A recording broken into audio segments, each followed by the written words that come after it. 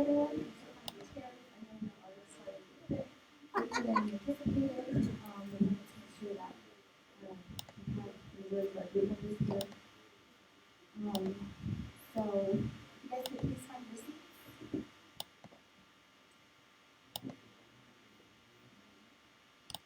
That's Ed. Good morning.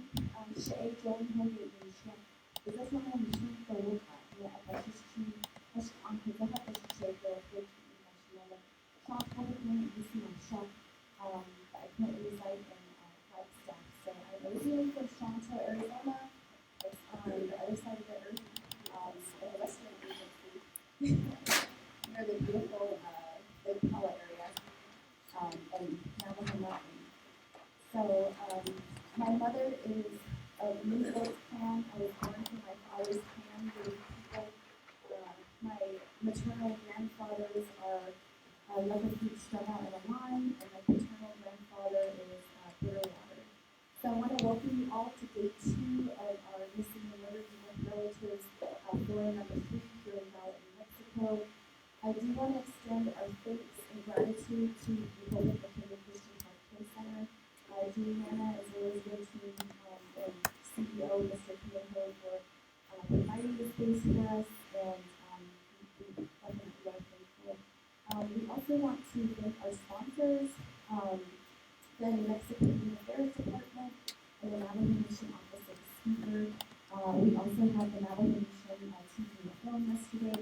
And today, we wanted to make sure that we do highlight one of our local, well, when I say local, I mean local to Navajo Nation filmmakers, Miss Deidre Peaches.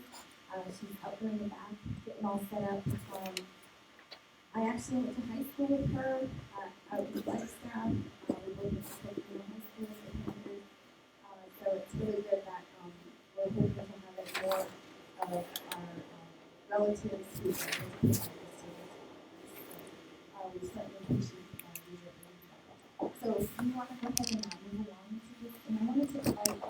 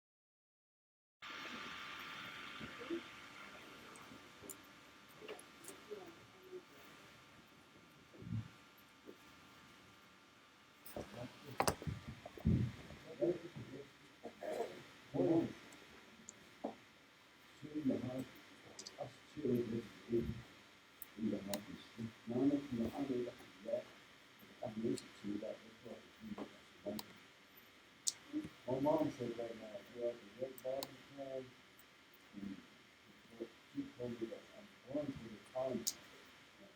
Like, also, the big leaf plant, and then also water fruit from my mother. So, my name is Joseph Moses. I work for Navajo Treatment Center for Family. Work with children that are 4 years old up to 17 in schools and also we have a program that's linked to suicide prevention.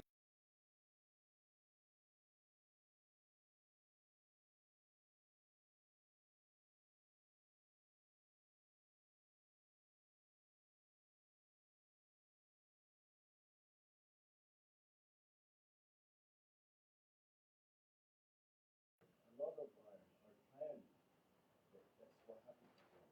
They were adopted by other tribes or other people. And they said that the red robin plant was like that too. And they said that we came up hoping. And they were tried, they were at the water, getting some water. And down close to from the south to the city.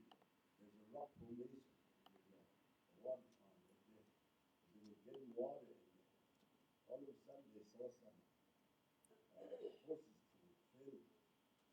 Uh,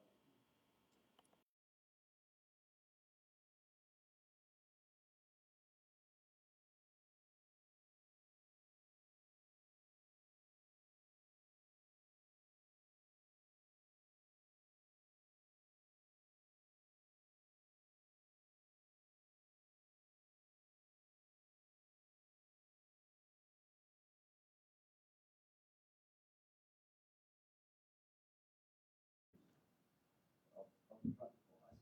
And sometimes they get disrespected, but they're doing a good job. That's, I believe that, that way. And I wanted to say good word for them today too. And all of you, as a relatives, I wanted to say that. And also wanted to remember the children that don't have a mom and a dad. They're out there, they don't have a mom and a dad. I want to remember them today. And also our grandma and our grandpa too. I want to remember our leaders. Remember them today. I'd like to use a song, and this song pertains to all our relatives. And yesterday, I heard one of the relatives. I don't see her here today. Um,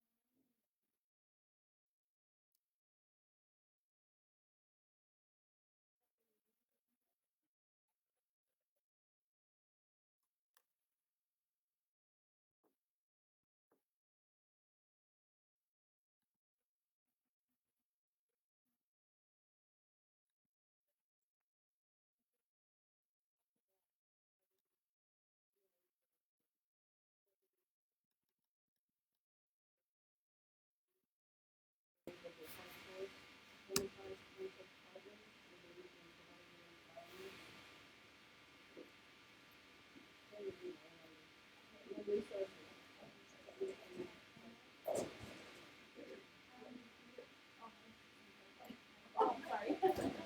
the next meeting will be December 12th. December 12th is at 2. Both of these to develop on an action plan and development of the community. So they'd like to also form section. Yeah, they, technology-wise, we're ahead of us. You know, we got live correction, Zoom, and then they're also working on legislating. Okay, that's what we're Yeah, you know, they're ahead of us, so we've got important.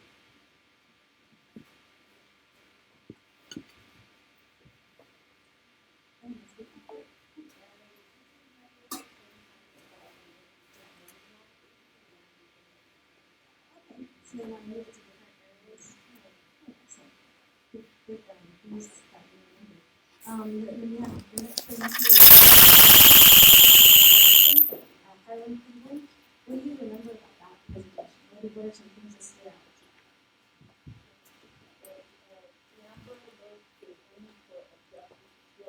Amber Alerts only for abducted children. Okay. And that's to be established. Anything else? Benefit. Okay, criteria that has to be followed to issue an Amber Alert. Good. Anything else? Lauren, did you have some stuff you remember from the Amber Alert presentation?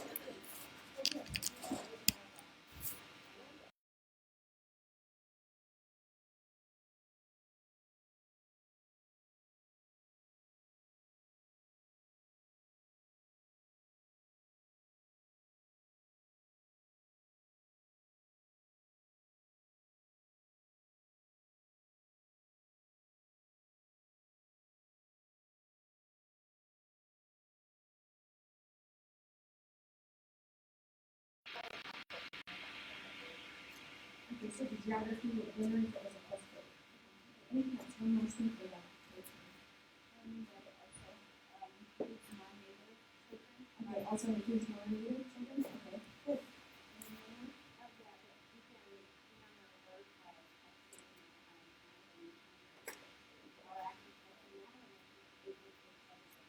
Eight 777 text without information and to get on that alert. Good, excellent. Good job, guys. And then our next presenter was Dave Aldridge from IA Squared. He was talking about the Native Elder Safety Net app. And what would you remember from that presentation?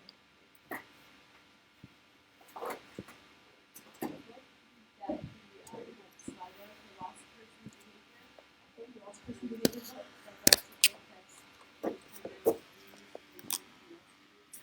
Okay, that's used for search and rescue. Okay, good. Excellent. Anything else? Okay. Okay, a webinar by CDC.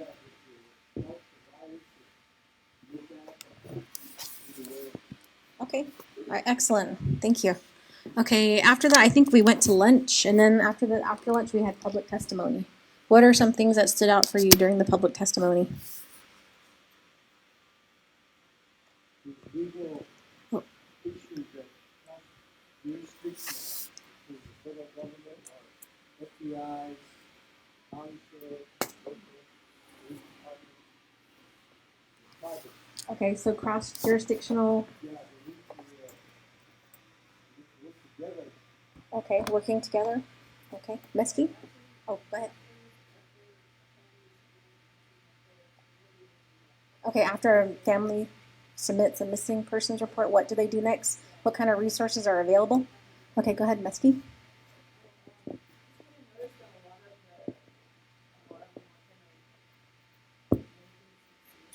Okay, so a lot of the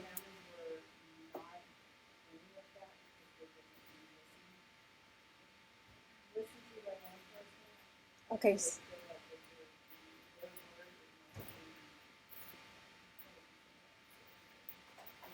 Okay, so the family's word is not being taken seriously, and a lot of them are being deemed suicides.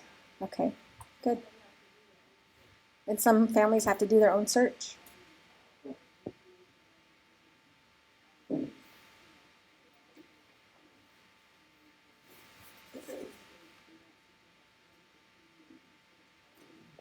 Okay, so trainings for the community for search parties, and then information over here. Yes. What struck me was how almost everybody is affected by a missing or murdered. Okay, so almost everybody is affected by a missing or murdered relative. Okay, anything else? One last thing?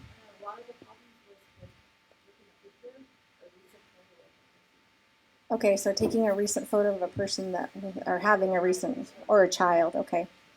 Okay, one more? Okay, and then the grieving process. Good, thank you. After that, we had the natural resource extraction intersection with MMDR by Moroni Benali from Restoring Ancestral Winds. What do you remember from that presentation? That was the Zoom presentation. Man camp issues, okay. An Eastern agency, okay. So how did it relate to MMDR? Human trafficking, okay. The pathway, okay. So like a roadway or... Okay. Stress, man camps, trafficking. Okay, so the pathway that Moroni laid it out, okay. I know something that wasn't touched on yesterday is in the trafficking cases, I think one recommendation that we could also put down is how do we work with these extraction companies and hold them accountable in those areas when sexual violence and violence increase? How do tribes start to bridge that conversation with those companies directly to ensure that? So that might be something we all want to think about.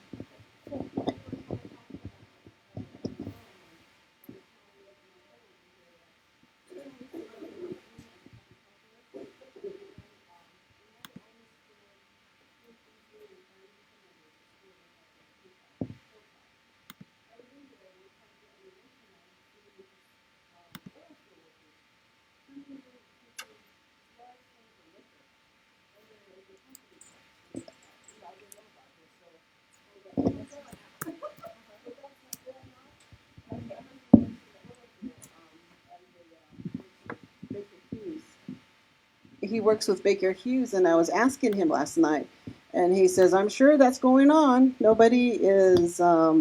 Everybody just turns their head the other way, and they don't pay attention, or they just think it's, they're doing their job. But they come. They says that most of them come from out of state, like Texas.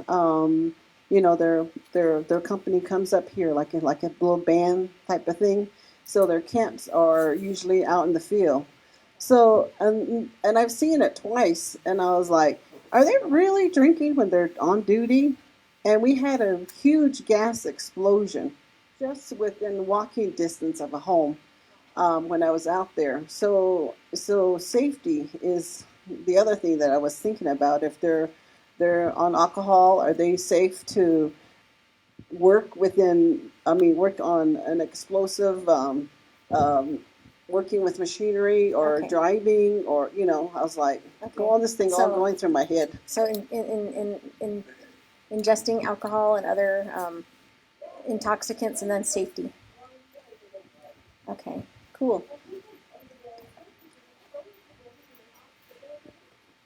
Okay. Yeah, as far as legislation efforts, our Congresswoman or representative from the state of New Mexico, Deborah Harlan, she presented this man camp issue at the subcommittee hearings in Washington, D.C. before Congress. The congressman stated, we need to see your data. We need to see that before we can talk about that. So data is needed?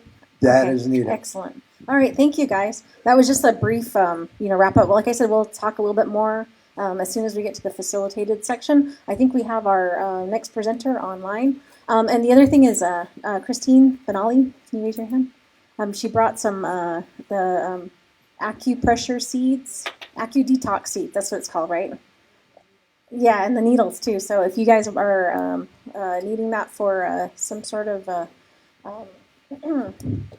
treatment, depressing, is that right? Yeah, she's here. Yeah, she's here. Minimize stress.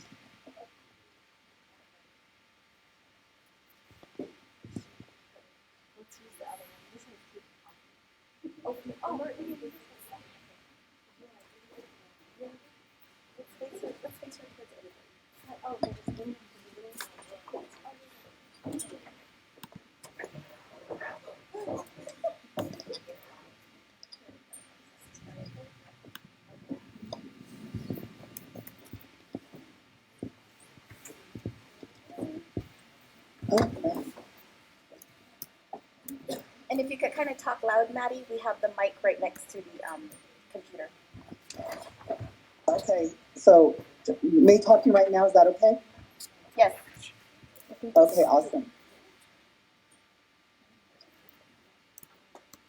All right. Okay, so we're going to go into our next item. Miss Maddie Jim, she is going to talk about how we can include our LGBTQ2S relatives into our MMDR work, as well as information as to maybe some of the data that might be out there.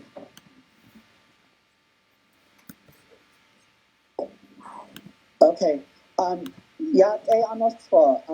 She mari jem she nas espen shwel.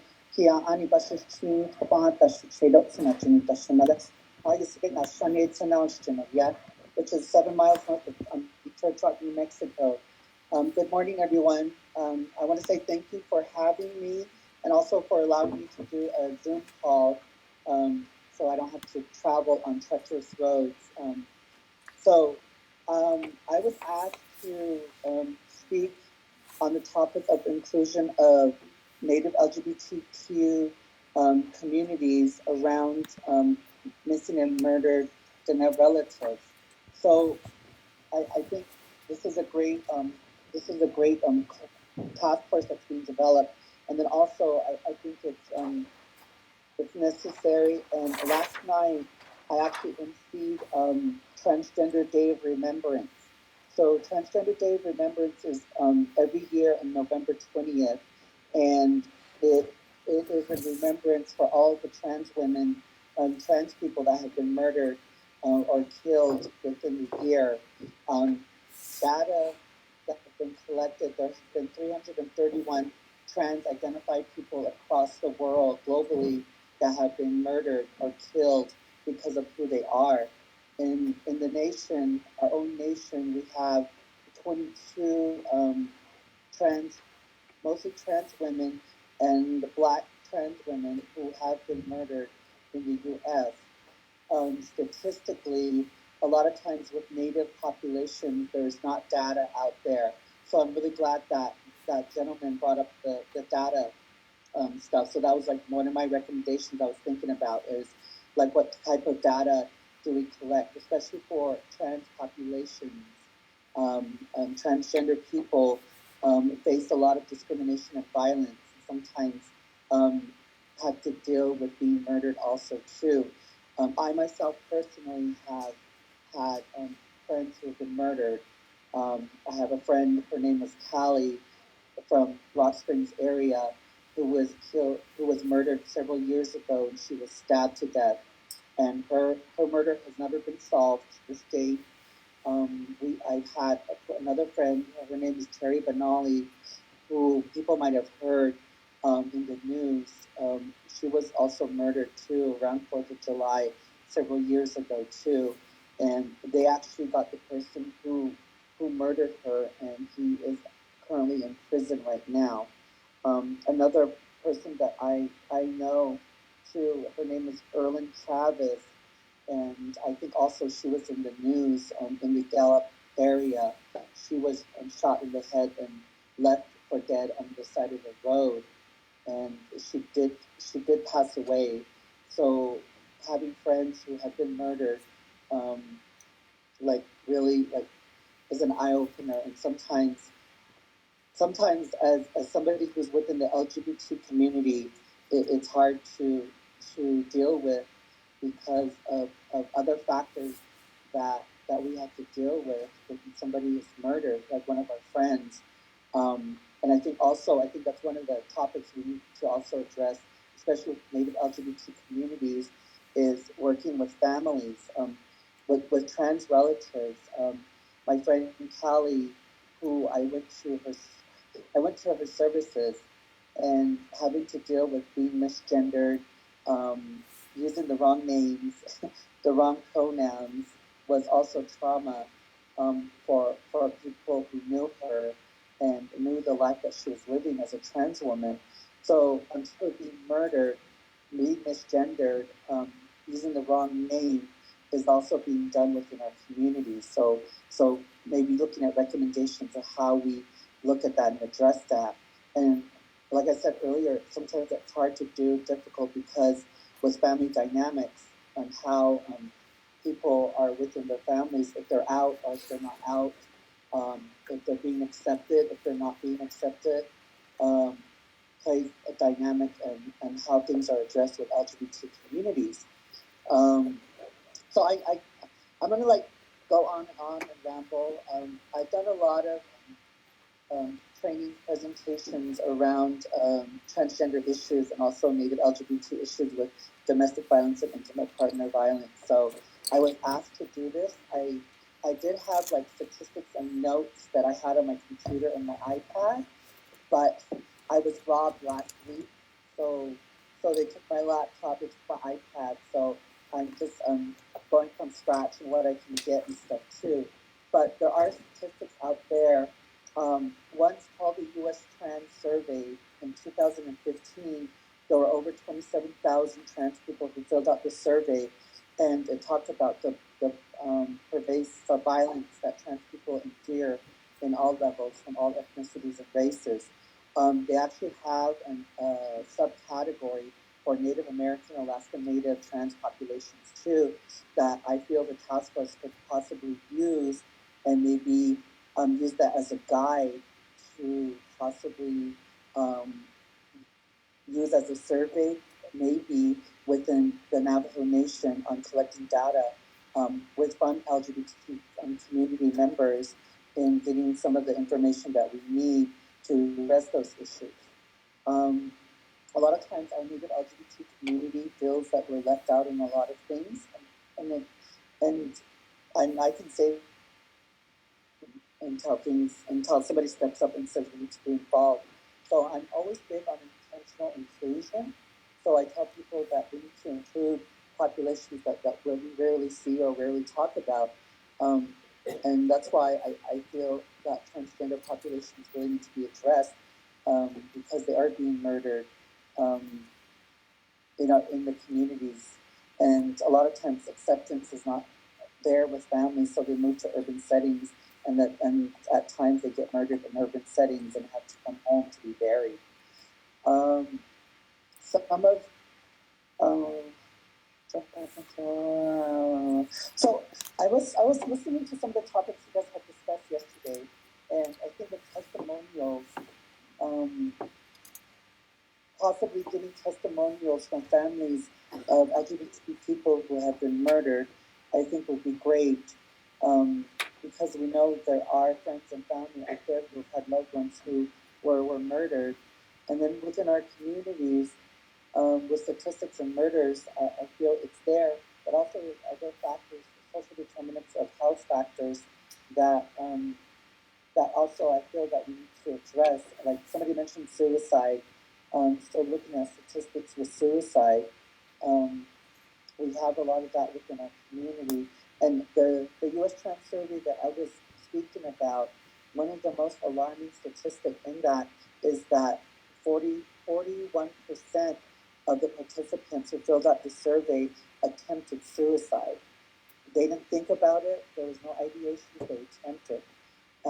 So they went through with it, but they survived. And so we as trans advocates and as trainers, we feel these statistics are a lot higher, possibly 75 to 80%, because we know people who follow through with suicide cannot fill out surveys. So those are some statistics that we also have to look at too in looking at data collection. I feel that it would be great to possibly do a survey across the Navajo Nation in just getting information on Native LGBT communities and do a general survey on different things that we may face in the community and violence being a part of that. And then also ask questions of possibly asking questions of friends or family they may know who either have been murdered or went missing. Um, so, but, so within sex trafficking, for me, I'm kind of like the person who knows what's going on within my community. So all my Diné sisters that are out in the community, and I really haven't heard any information on trans people who've been sex trafficked in the community, and I've been asking around also too. To see if there was anybody that was being trafficked, and I didn't get any information. So I feel it's very rare on that. And with some of the trans women that I know who do sex work, they do sex work to either make money or they do survival sex. So I think moving forward, like whenever we address like sex trafficking, I think it'd be good to have a discussion around the definitions of sex trafficking, sex work, and then also survival sex. I know, like with Sesta and FOSTA, that law that came out, um, they had lumped all of those categories into sex trafficking.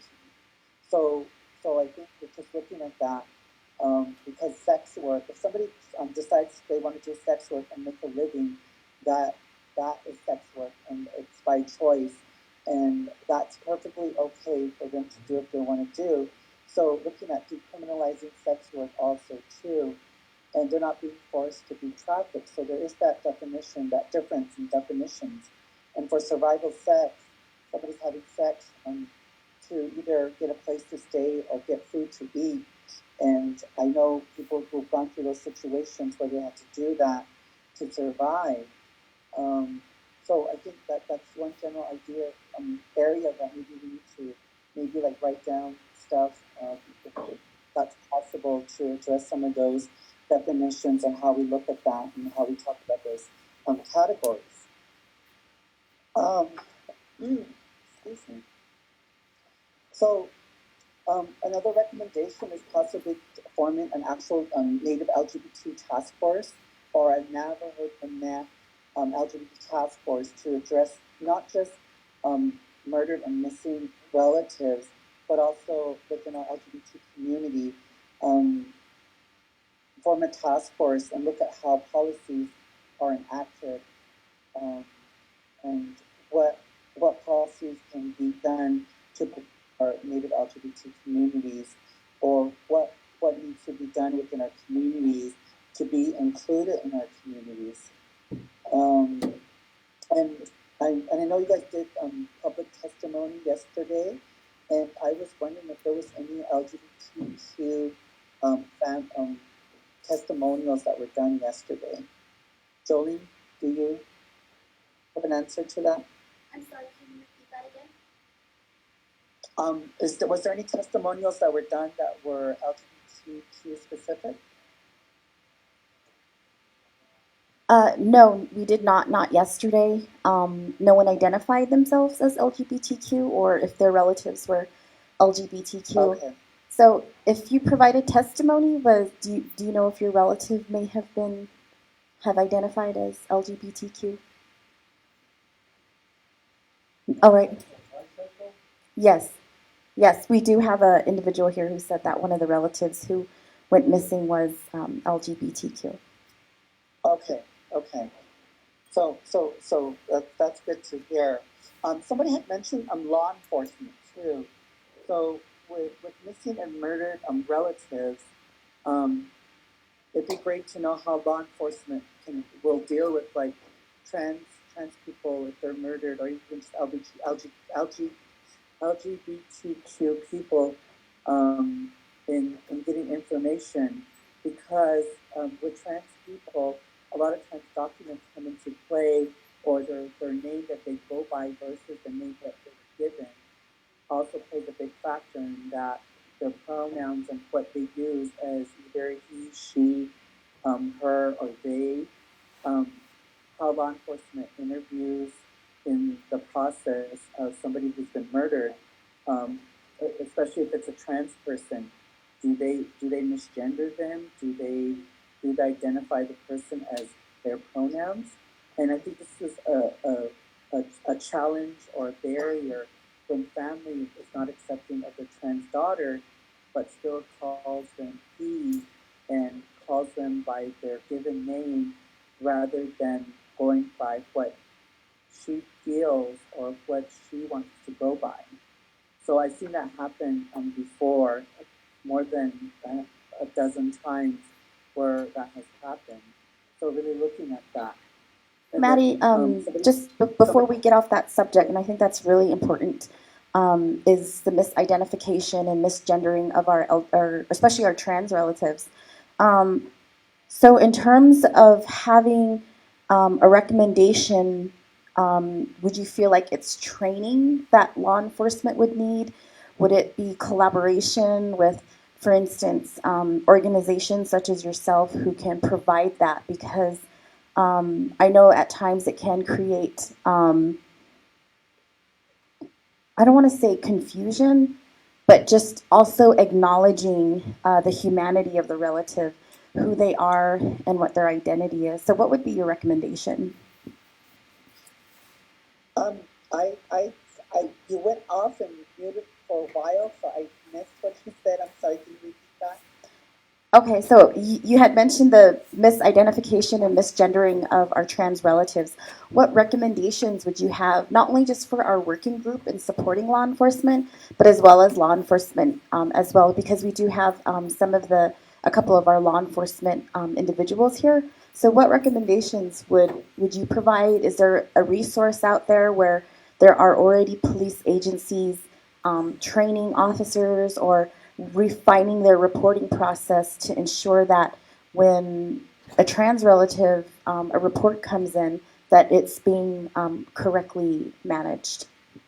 Okay, I'm a board member for Transgender Resource Center of New Mexico, and they are a trans-led, for us, by us, with us agency that provides assistance for trans populations, and they have a accredited law enforcement um, presentation that they do, and Adrian Lawyer has actually been traveling out of state to do some of those trainings, and that could be a recommendation to work with law enforcement or even investigators on how to properly address and ask those questions if a trans individual is involved. And a lot of times people, and I've gone through this experience personally too, is that they are adamant on papers that say you have your name changed, and they refuse to call you but by what you say that you want to be called, and that has happened numerous times. So I feel that just doing a training like a Transgender 101 for agencies, I would love to do a Transgender 101 for the group, and you possibly can come in person, maybe attend the next meeting to do a Transgender 101 and give you a feel of like some of the trainings that we do with agencies or service providers on how to provide proper service to our trans populations or our relatives in different situations. But going back to law enforcement, that would be my biggest recommendation, is to either do an accredited training with somebody who can do that, or get somebody in to do a Transgender 101. And also looking at documentation. Documentation is really big. Legally, there are trans people who are changing their names, and one of the biggest challenges is that when people realize that you're a transgender person, they are focusing on what's between our legs rather than what's between our ears. And it happens over and over and over. And so people, when we have documentation that say female and we were born male, like people want like like they want evidence or they want something, they want paperwork stating that they got surgeries and stuff. So for me, like that's none of your business if I got surgery or not. I'm identifying as who I am. A lot of times, personal beliefs come into play with people when we talk about trans issues. So those are done in Transgender 101 sessions that we could educate the community. And I think the more education that we do within our nation, Navajo Nation, the better, because a lot of people are not aware of trans issues. Even the word Native LGBTQ comes from a Western perspective and mind frame. So looking at in a cultural context, we were here before colonization, and we're still here as part of our people too. And we actually have our own people saying that, oh, we don't have them in our communities, we don't have them around. That's just something new and stuff, and which is not true. Because if that was true, yeah, I wouldn't be talking about what I'm talking. So looking at cultural perspectives too on how we work with LGBTQ communities. Like one of the biggest things I feel is that colonization and Western views play a big part in discriminating against LGBT communities, even from our own people. So we practice that lateral repression, also the lateral violence and discrimination within our communities. So how do we combat that? And I think the way to do that is to do a lot of education with our own communities and people being open to learning some of the issues within our communities. Yeah. So you bring up some really good points, Maddie. I think what really stood out is how you're saying that there definitely is colonization did play a role in how we view our LGBTQ relatives and the stigmas. And I kind of want to pose this question to Lauren, who is actually the policy analyst for the Human Rights Commission. And they did a report called The Status of Navajo Women. And I can't remember, did that also include trans women? Here's Lauren.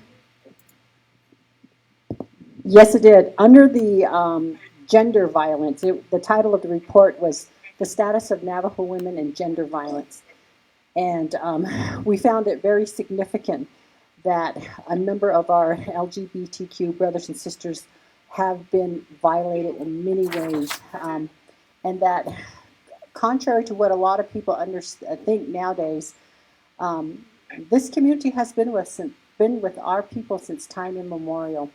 And we talk a little bit about first men and first women, and when they bore the hero twins. The twins were neither male nor female, but they are very significant in how our nation has evolved. They were seen as very special and provided a lot of contributions to the survival of our people. So please read our report. And so when we see our own Diné relatives treating our people differently, it's appalling, because they have some ways have not quite understood the traditional value of our LGBT community. Yeah, thank you for that. And I grew up in a place where our elders would say, "Dobajo tlota, dobanjo tida." Maddie, can you speak up a little bit more? You're not supposed to disrespect them. Maddie, can you speak up a little bit?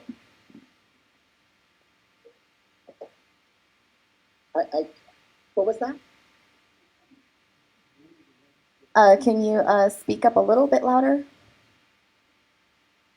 Oh, okay. So I grew up where I interacted with elders, even though my Navajo wasn't that good. It's gotten a lot of better since. But I would remember elders would say that, like "Dobajo tlota, dobanjo tinga." You're not supposed to mistreat them because they're sacred, and also they're blessing in the family, because they bring riches. And I truly believe that. For me, my family, I'm sort of like a mediator within my family when things happen. So I'm always asked like, what should I do? Get advice and stuff. So there's teachings that we kind of forget within our um, cultural concepts, which I think also could be part of those trainings or those teachings that we do. And I've actually had people who are Diné who really disagreed and said, oh no, that's not true, and I'm like, okay, so you're saying that my elders are wrong? I worked in a nursing home for 10 years, and the elders that were there, they're the ones who really like taught me my culture and my language again.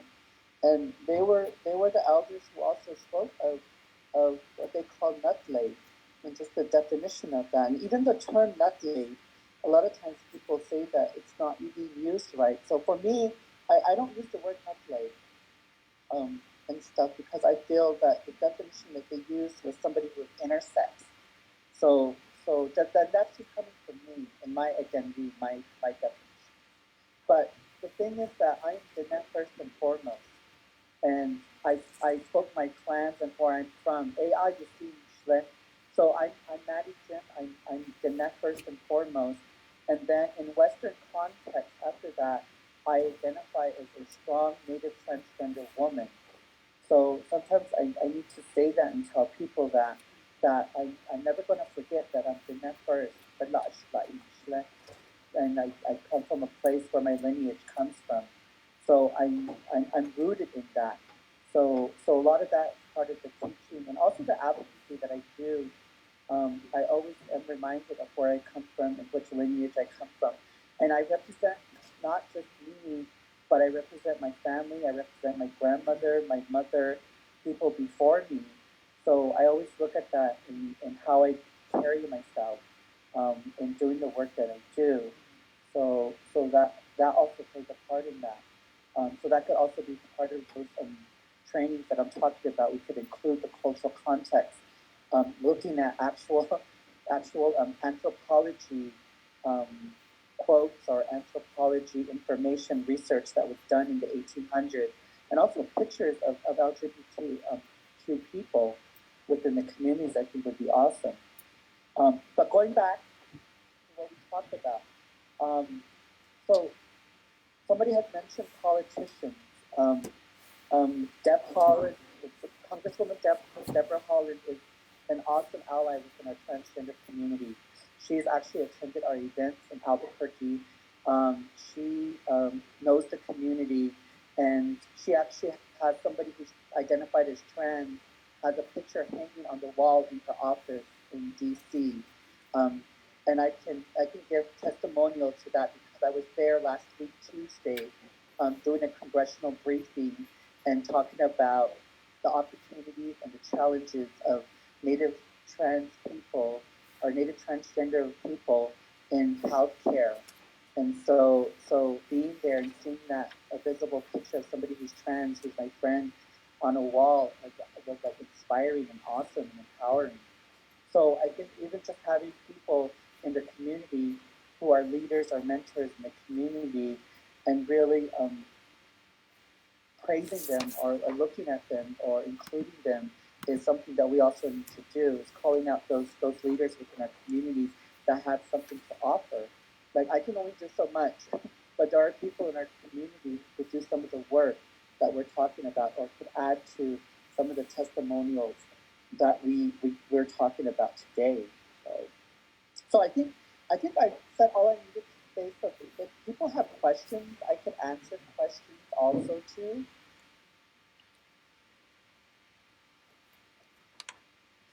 So, did anyone have any questions for Miss Maddie Jim? What was that? Oh, I'm just seeing if anyone else has any questions for you. Oh, we have one here.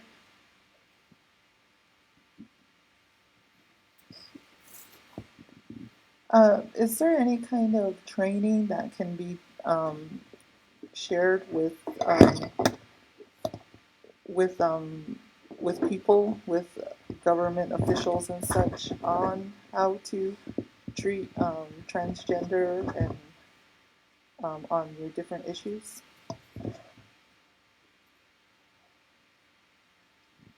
Jolene, can you repeat that question? She asked if there was any training regarding how we can educate our leadership in our communities. And I know you had mentioned about Transgender 101. Could you expand a little bit on that and what that entails as far as educating?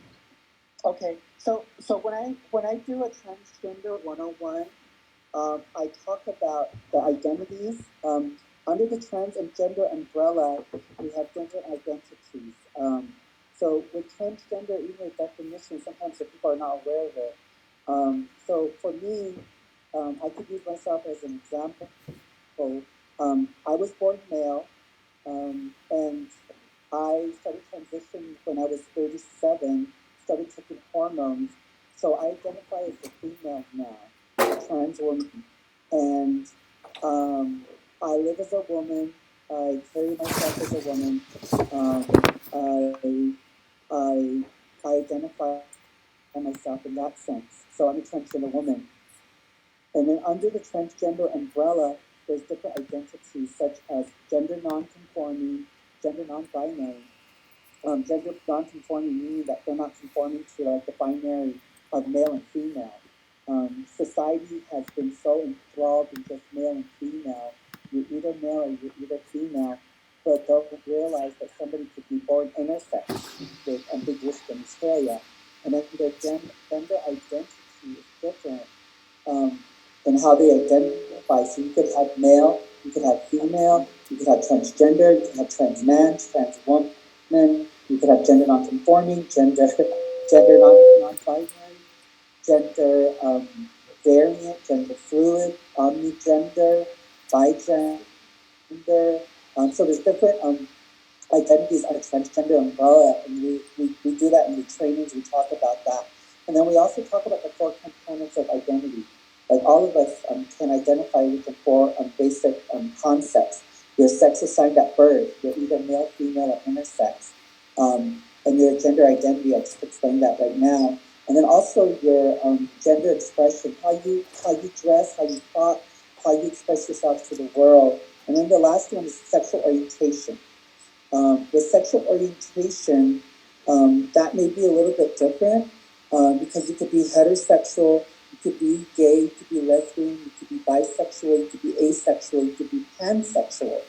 And the word transgender, they put it in LGBTQ, but transgender is actually a gender identity and not a sexual orientation.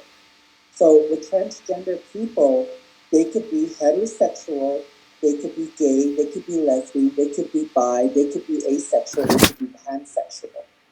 And for somebody who has never like heard that, sometimes it confuses them. So we do trainings on that, and we give all that information.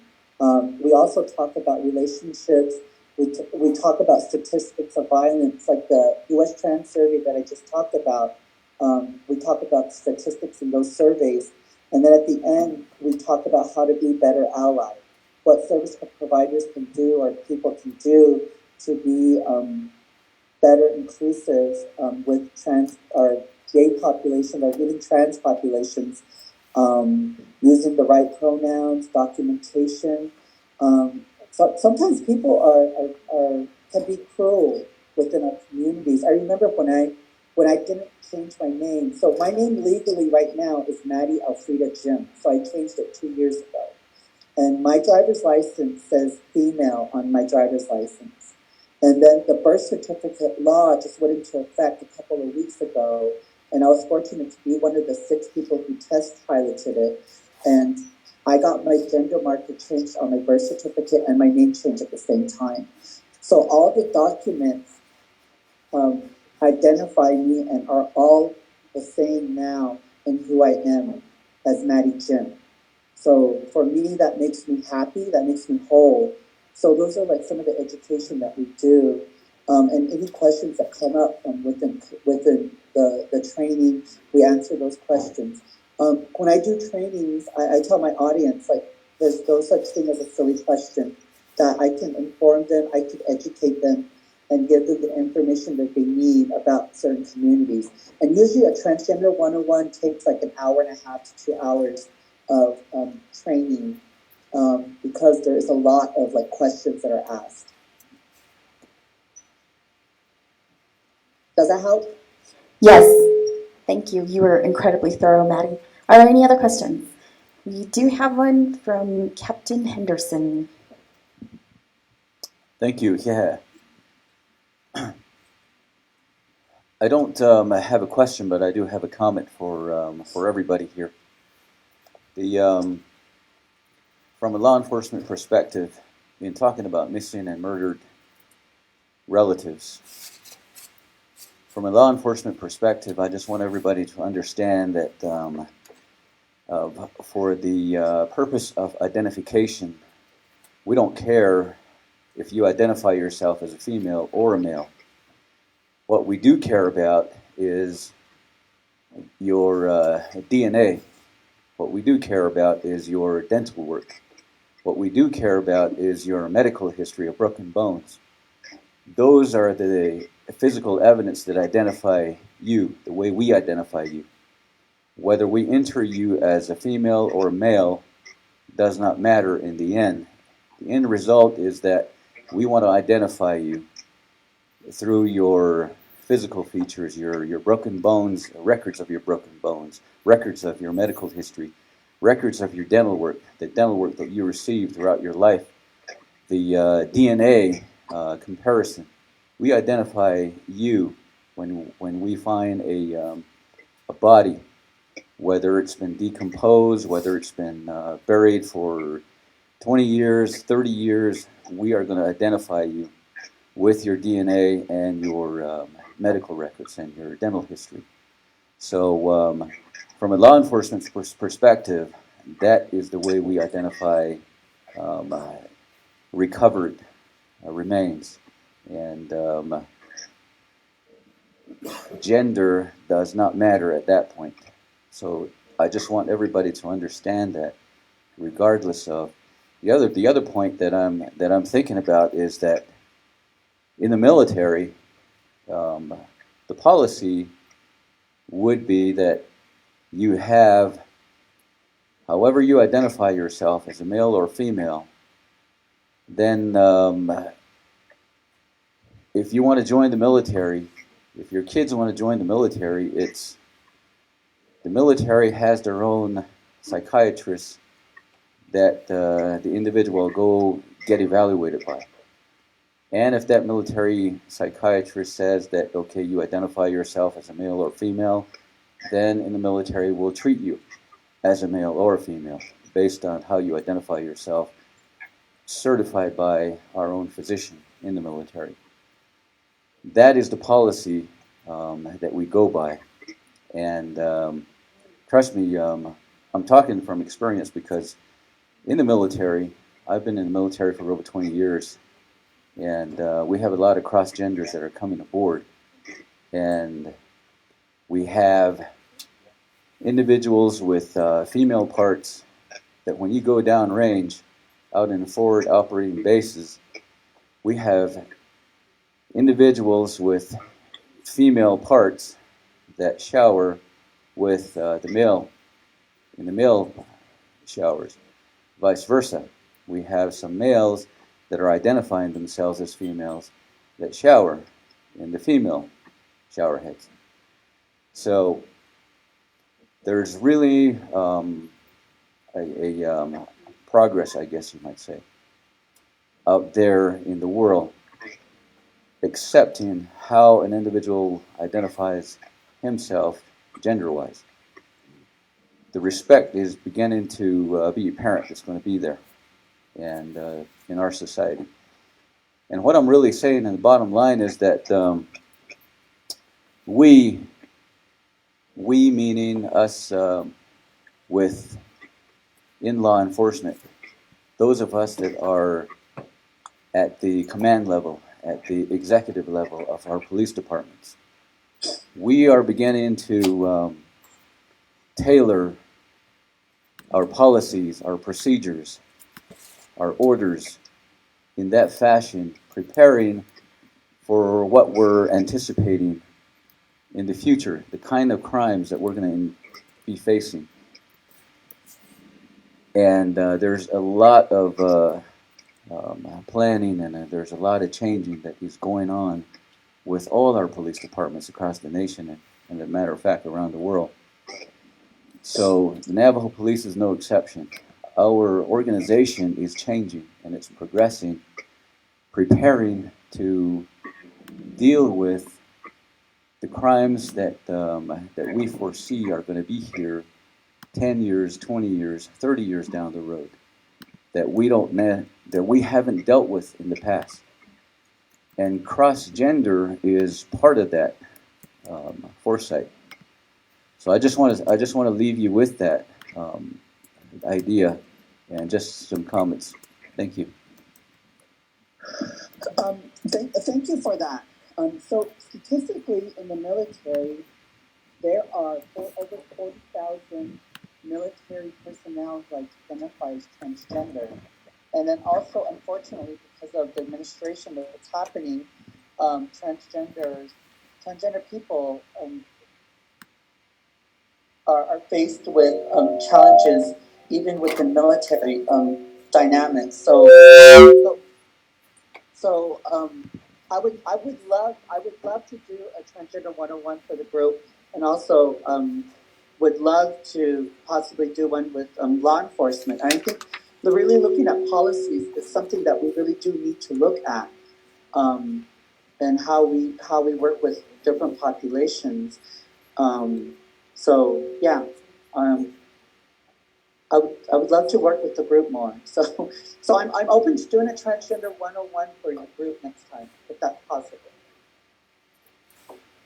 Thank you. Sorry about that.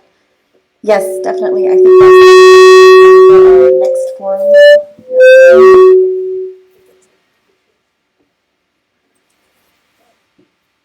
Are there any other questions?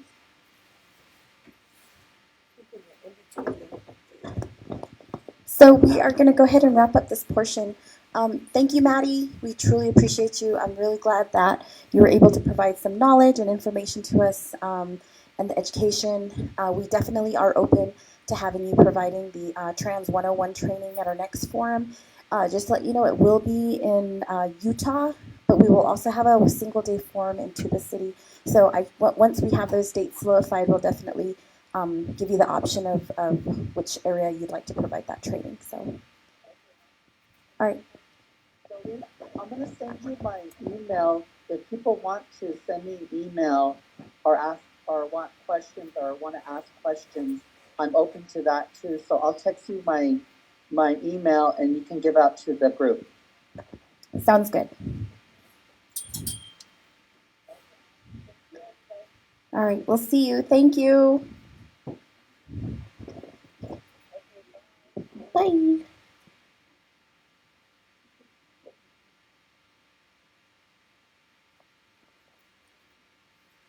Okay, so I think there was a lot of good, valuable information, especially as we start to really take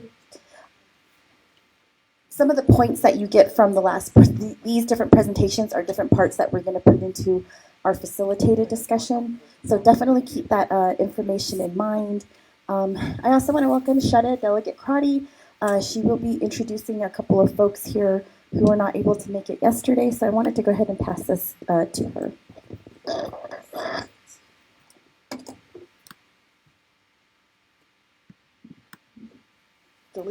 Jolene's becoming a professional.